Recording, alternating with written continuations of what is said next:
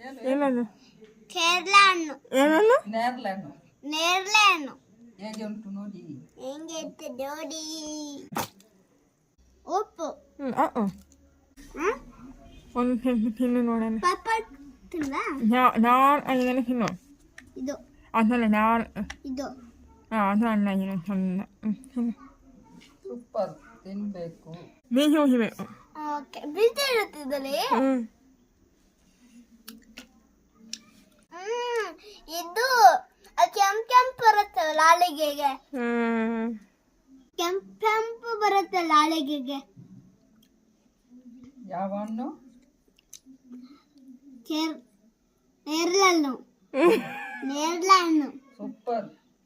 Super.